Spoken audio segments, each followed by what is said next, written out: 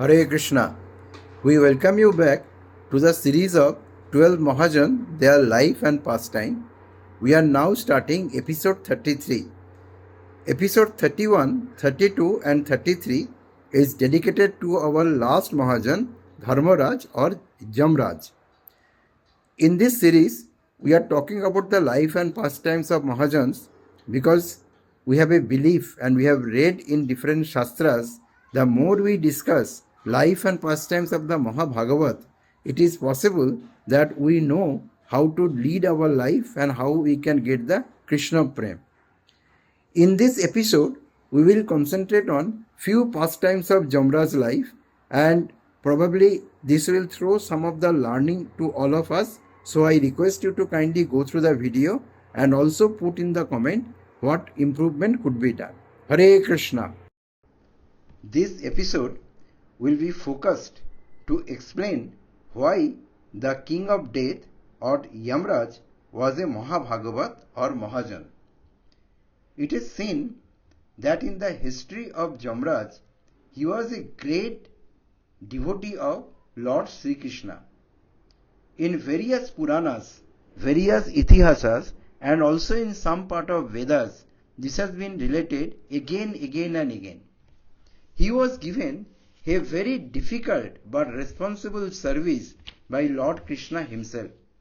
That service is to inspire people who are averse to Lord Hari to become inclined towards him.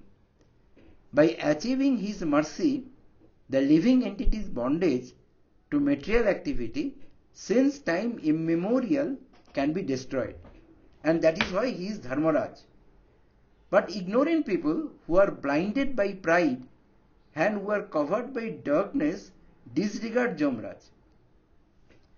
Yamaraj, if we read in Mahabharata, he had the opportunity of meeting Lord Sri Krishna himself in person, because to recover the dead son of his spiritual master Sandipani, Lord Sri Krishna visited Jampuri, and Yamaraj was elated seeing him, and he handed back the soul to Lord Krishna.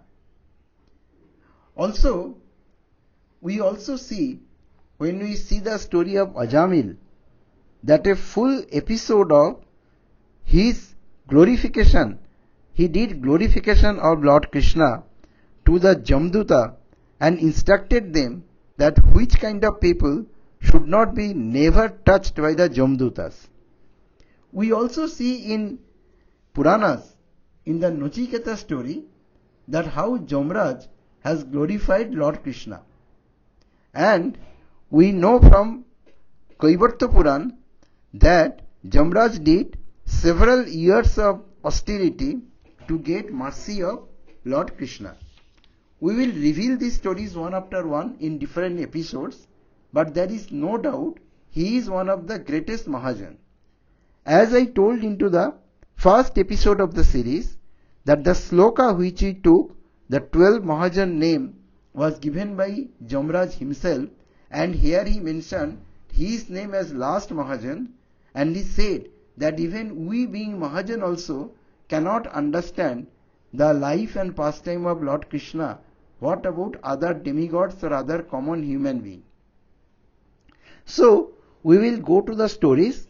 Let us first begin our episode with an interesting fact why Yamaraj had to die. Sage Markandeya was a great devotee of Lord Shiva. Once, during the time of annihilation, he happened to see Lord Shiva and Parvati, so he offered his respectful obeisances unto them. They wanted to give him a benediction. So Sage Markandeya asked, "May I have unmotivated devotion for you and for Lord Vishnu?" Lord Shiva replied, "Tathastu, so be it." Lord Shiva also blessed Markandeya to remain immortal for all 7 kalpas. The influence of time is very powerful. Soon thereafter, the entire universe became filled with water. When everything was submerged within water, Markandeya could see that child Krishna lying on a banyan leaf is floating on that water. He immediately recognized Krishna. He offered obeisances as well as he praised to the Supreme Lord. Even though he had been blessed by Lord Shiva, Yamraja, while seated upon his buffalo carrier, came to take Markandeya to his abode. However, Markandeya was a Shiva Bhakta, so he grabbed a Shiva Linga at that time, and Yamaraj was unable to exhibit his prowess. It is said that one may achieve liberation by worshipping Lord Shiva, but one can receive the opportunity to release transcendental love for Sri Krishna only by taking shelter of Sri Krishna. Now, Yamaraj was very annoyed that he was not able to do anything to Markandeya. And therefore, he tried to kill Markandeya, take out his soul. Because he was a great devotee of Shiva, Shiva had sent Kartikeyan to fight Yamaraj, and eventually Kartikeyan came and he took life of Yamaraj himself. Now when Yamaraj's life was taken, the whole universe came to a standstill because he had a special service to perform. So then Yamaraj's soul, he started praying to Lord Krishna for solution, and Lord Krishna gave benediction, and Shiva again made Yamaraj alive, and he also gave him benediction that henceforth he will be the king of death, and he will take care of all the mortal soul after they die. So it is believed Yamaraj or Dharmaraj was the first person to die on this material world. There is no doubt that Yamaraj is one of the exalted Vaishnavas. The following conversation between Yamaraj and Nachiketa is found in Upanishad. Nachiketa's father was a very pious king. Once, when his father was giving gold and cows in charity to the Brahmanas, he gave some old cows that did not give any milk. This made Nachiketa very sad. He said, "Oh father, why are you giving these old cows in charity? You have donated everything. Why did you spare me? Who are you going to donate me to?" His father was very busy at that time, and so he replied without thinking, "Oh, if you wish so, I will give you in charity to Yamaraj." Nachiketa then took the word to his heart, and he, because of his austerity, he started walking to the abode of Yamaraj, just to follow the order of his father. It took him 2 to 3 days to reach the abode of Yamaraj. When Nachiketa arrived, he found that Yamaraj was not at home. Yamaraj's wife was very concerned about a small boy. He has come to Yamaraj in his whole body, and so she made arrangement for his food and accommodation, everything. But Nachiketa refused to accept anything. He had already made up his mind to eat only after meeting Yamaraj. After another 2 to 3 days' time, Yamaraj returned home, and he heard about the boy from his wife. Yamaraj nicely took care of the guest and then said, "Oh son, you are my guest. You have stayed at my house for 3 days without any food. This is an offense on our part. Kindly have your meal and then ask for 3 benediction so that I can relieve me of my offense." Nachiketa replied, "Let my angry father cool down and let him become happy. This is my first benediction." Yamaraj said, "So be it." Nachiketa then said, "Kindly impart to me the knowledge of the fire sacrifice by which people go to the heavenly planets and achieve immortality. This is my second benediction. Yamraja said, so be it. Nachiketa then said, some people say there is a soul, whereas others deny it. I wish to know your opinion about this. Yamraja thought for a while. This was not an easy question. He said that demigods are also doubtful about this previously. This is very subtle and confidential subject matter. You better ask me for some other benediction. I can give you almost anything. Would you like to have a long duration of life, good children, grandchildren, heavenly pleasure, worldly opulence, elephant, horses, kingdom, what you want? But do not ask me anything about death, because it is very confidential. But Nachiketa was not tempted by Yamaraj's offer. He said, O Dharmaraj, all of these things you mentioned are all temporary.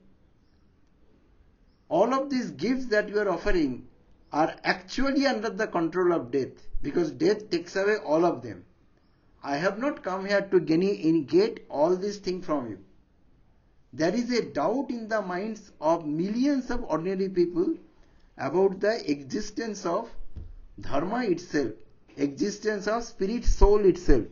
I want to clear their doubt, and that is why I want to know this. So Yamaraj replied, I really appreciate your question, because you want to know about your ultimate welfare and not just about that which is immediately gratifying your senses. Serving to the Supreme Lord is only activity that is truly beneficial for the living entities. Worldly assets like wife, children, house, wealth are all pleasing to the senses, but they are temporary. Devotion for the Lord is the path of freedom, and the enjoyment of material object is the path of bondage. Sober people therefore give up the path of material enjoyment, which is the cause of material bondage. I am very pleased to know that you are interested in learning the science of soul and science of self. Now, I wanted to tempt you in various ways, but you did not lose your patience. You have thus proven yourself far better than those hypocrite, learned, jnani persons of world who actually misunderstand the dharma. So my dear son, faithless people who have no knowledge on the relationship with the Supreme Lord cannot attain self-realization. One who hears about self-realization from a self-realized soul and understands this properly become eligible to attain the all blissful Lord. I am sure that the gate for Vaikuntha is wide open for you. So he explained the concept of Supreme Brahman, he explained the concept of Bhagavan, Brahmalok, Paramatma, and everything to Nachiketa, and he also explained how soul and super soul are related to each other in a service attitude. The soul is always a servant to the super soul. So best means for achieving this inauspiciousness, he explained, is to take shelter of the Lord's holy name. It is not possible to realize the Supreme Lord without surrendering Him completely. So, after instructed by Yamaraj, Nachiketa became very happy, and Nachiketa was also permitted by Yamaraj with mercy of Lord Krishna to visit Vaikuntha with his whole body and go to the abode of Supreme Lord. This story says that a true Mahajan, true Mahabhagavat, at that time of crisis can talk about Krishna and give Krishna to a person. So Nachiketa's story is very important story, and I thought of mentioning it here. It is also seen in the history of Yamraj that a sage named Mandavya once playfully captured a flying insect when he was a very small boy and inserted a thorn on his back. As a result of this sin, he was supposed to be punished by Yamraj. And Mandavya Muni is a great sage, and he did throughout his life all good things which a sage is supposed to do. But at the time of death, when it came, Yamaraj, he actually harassed him with many difficult situations. It is said that there were few robbers who robbed king's wealth, and they, when chased by the kinsmen, they spread across all the robbed item around the hermitage of Mandavya Muni. When the kinsmen came, they thought that this sage is a thief, and therefore they captured the robber and they captured the meditating sage also. The sage was in full meditation. Even when they took the sage to the king, his meditation did not break. And the king understood that there must be some problem. But because there were evidence that the booty was near his hermitage, he actually gave same punishment to the robbers as well as the sage. He told them that you will be killed by a sharp object which is normally called plague or shul. The robbers died immediately, but this plague just entered into his body and got stuck there, and nothing happened. Even the meditation also did not break. When the meditation broke, then sage was in great pain, and he asked king what happened. When king realized that it was a great mistake, he fell on his feet and he sought forgiveness. But even he being a great sage, he forgave him, but he had to die because of this problem. So when he met Yamaraj, he asked him what did he do that he had to undergo this kind of pain, and his meditation also could not complete. Yamaraj explained the story of his putting a thorn as an insect to an insect when he was a boy. Mandavya Muni told, as a Dharmaraj, you have failed very badly on your part, because any crime done in the young age is considered to be minor and no sin is acted upon it. You have made a mistake, and therefore I curse you that you go to Martalok, take birth, and throughout his life you will throughout your life you will consider telling about the dharmas and nobody will listen to you. And that is how we saw that Yamaraj, being Dharmaraj also, he took birth from a Shudrani. As a Shudrani was a servant of Dhritarashtra, and he was given the name of Dharmatma Vidur. And Dharmatma Vidur had a very difficult life to pass. He was Dharmatma, he was Dharmaraj himself, but nobody listened to him. And this he went through because he made the injustice to Mandavya, which shows that if the dharma is not followed correctly, even the Dharmaraj also is not away from that. He also has to face the challenge. We also see in Mahabharata context that Yamaraj had an interaction with his spiritual son Yudhishthir, and he asked him 8 questions which Yudhishthir replied. However, I am not going to those stories now, but those are part of Mahabharata. But Yamaraj, it is established that he was a great Bhagavat or one of the Mahajan. There is a great nice story in Mahabharata about Yamraj. Long ago, there was a king named as Ashwapati who lived in the country called Madra. Unfortunately, the king had no child. For this purpose, king and queen began to perform various sacrifices under the order of the Brahmanas and sages. Finally, the king begot a very beautiful daughter who was charming, pure-hearted and kind. Upon seeing her divine qualities, the king named her Savitri. Gradually, Savitri grew up like the waxing of the moon. Because she appeared to be like a goddess of heaven, no one dared ask for hand of Savitri in marriage. Her father became very aggrieved.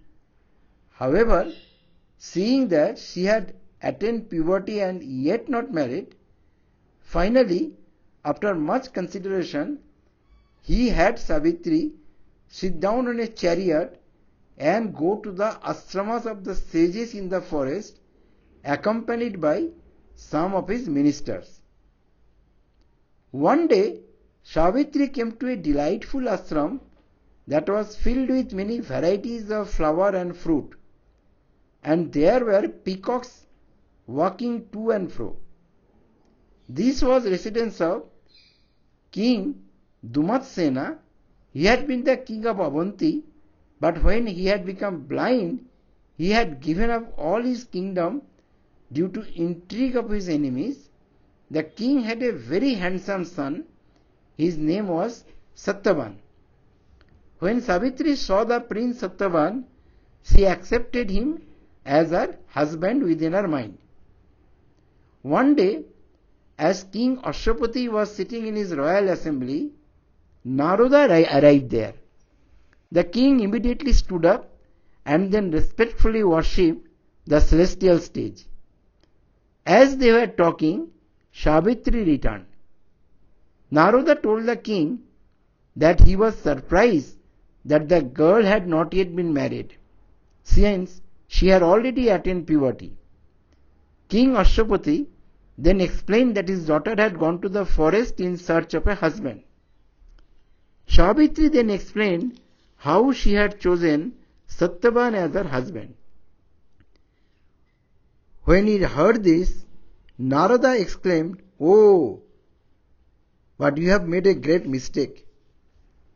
King Ashwapati asked Narada to explain the cause of his remark, for he could not believe that his daughter would choose someone unsuitable. The great sage Narada said, "This Dhumatsena became blind, and so his enemies usurped his kingdom. Thus he came to the forest along with wife and son. His son Satyavan is very handsome and well behaved and endowed with all good quality. His only disqualification is that he will live for only one more year. It is for that reason you should not allow your daughter to marry him." After hearing this, King Ashwapati requested his daughter to once again go to the forest and choose someone else. But Savitri said, "I have already chosen Satyavan as my husband, and so there is no question of my selecting someone else." Then, as it so happened, King Ashwapati and his daughter went to the forest. Soon thereafter, marriage of Savitri and Satyavan took place. Satyavan used to go to Delhi to the forest to collect wood. Savitri always served her mother-in-law and father-in-law with great respect. In this way, one full year passed. Savitri always remembered the words of Narada Muni. On the day that Satyavan was destined to die, Savitri begged her husband to allow her to accompany him to the forest. After a lot of discussion, finally Satyavan agreed, and so they both went into deep forest to collect firewood.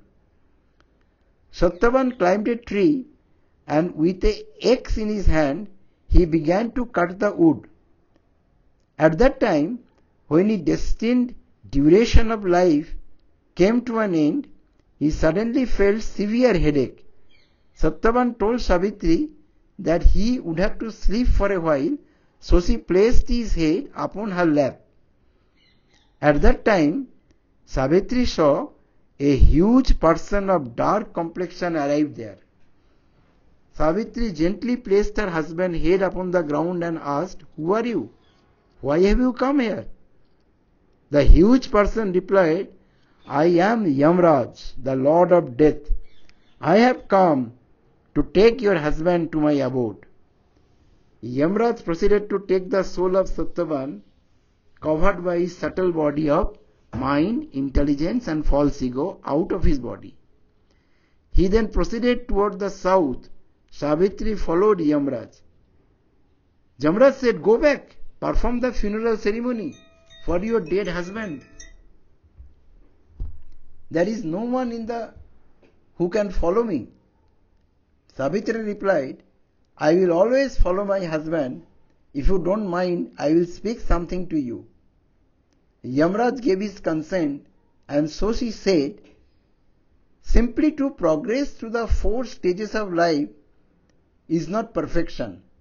Success in life is had when one perfectly follows any one of the 4 ashrama." Yamaraj was very pleased by Savitri's talk, and so he offered her a benediction with the exception of bringing her husband back to life. Savitri said, "Let my father-in-law regain his sight." Yamaraj gave his consent and he continued toward the south. Savitri followed. Savitri continued speaking, "It is rare to get the association of a such great personality and Vaishnava as yourself, and it is rare to hear you speak of his friendship. Discussion with such personalities can never go in vain. Can you explain me about the friendship?" Yamaraj explained friendship, and he explained that the true friendship is always with Lord and not with any mortal being in the material world. And he was very pleased to hear this Shastra word from Savitri. So he wanted to give one more benediction with an exception that she cannot ask Satyavan's life. Savitri said, "May my father-in-law regain his kingdom and may never lose it again." Yamaraj gave his consent and then continued towards the south. Savitri continued following him. Again she spoke, "The highest duty for a pious person is never to harm others by thought, word or deed. A pious person would even try to benefit his enemies, for that is his nature to be kind to everyone." Again Yamraja was very pleased, so offered Savitri another benediction. Savitri said, "My poor father had no sons. Please allow him to have 100 sons so that his dynasty will be perpetuated." Yamaraj gave his consent and then continued toward the south. Savitri followed him. She said, "Goodness and purity of heart and the possession that truly inspire confidence in others. That is why people in general rely upon people that they are considered to be virtuous." Yamaraj was again very pleased with Savitri's words of wisdom, and so he offered her another benediction. Savitri said, "May 100 sons produced from Satyavan's semen be born from my womb." Yamaraj gave his consent and continued toward the south. Savitri followed him, and she continued speaking in very pleasing and enlightening manner. When Yamaraj said that she could take another benediction, Savitri said, "There is no need for any more benediction. You already granted that I will produce 100 sons from my husband's semen. How could that be possible without having sexual intercourse with my husband?" Therefore you must bring him back to life. Now Yamraja relented and released Satyavan's subtle body from his noose. He then said, your husband will rise up with renewed strength. You will continue to live with him for 400 years and he will achieve great fame. Do not worry, all the benediction that I awarded will also come at the proper time. Thus, by mercy of Yamaraj, Satyavan regained his life. He thought he had fallen asleep, and so he asked Savitri, why did you not wake me up? Now it is night, how will he return home? So they both spent night in the forest. Meanwhile, Satyavan's parents had become very anxious. Next morning, when Savitri and Satyavan returned home, everyone became very relieved and inquired about what happened. In this way, Yamaraj, the superintendent of death, happily revealed the glories of Savitri, one of history's ideal chaste ladies. Yamaraj is a person whose glorification can be done continuously. In contradiction to the common belief of Yamaraj to be looked as a villain, we must understand the great Vaishnava, the great Bhagavat, the Mahajan, what great service he does and how he delivers millions of souls to Lord Vishnu. We are now coming to the end of our series of 12 Mahajan, their life and pastime. This has become a very long series. I have tried to explain the life and pastimes of all 12 Mahajan. It is believed that when someone hears the glories of the true devotees, pure devotees, Mahajans, he also gets the benediction of Lord Krishna and his mind get attracted to at his lotus feet. All glories to Srila Prabhupada, our Guru and Gauranga, because an insignificant person like me, who has no knowledge of any Shastra, who talks like a parrot, whatever I read, I say, has no qualification of talking a single word of regarding Mahabhagavat. However, if you really like this, please pray for me that I can continue my journey to the spiritual path. If you do not like, please blame me on my incompetency. Write in the comment where I could have gone better, and also pray for me that I can remove the incompetencies from me and dedicate my life to the service of Guru and Gauranga.